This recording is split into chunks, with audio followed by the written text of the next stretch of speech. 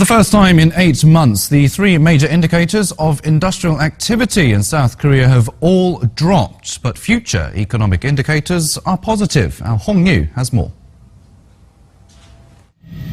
Industrial output across all sectors went down 0.4% in October compared to the previous month.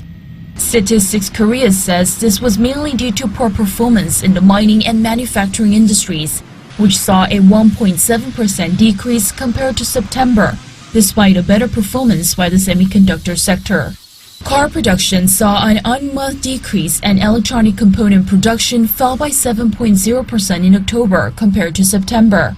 Statistics Korea said that the decline in electronic component production was due to a global oversupply of display panels. Retail sales also decreased by 0.5%, the second month in a row they've fallen. The agency said this was mainly due to less winter clothes purchases because of the warm weather. Facility investment showed a decrease of 0.8%, putting an end to the 4-month-long upward trend.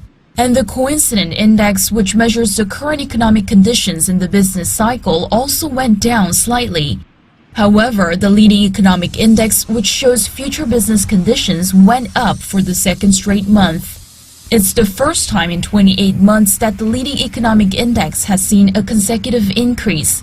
Statistics Korea said the future economic prospects are a positive sign, but it is too early to be optimistic due to the stagnant current economic conditions.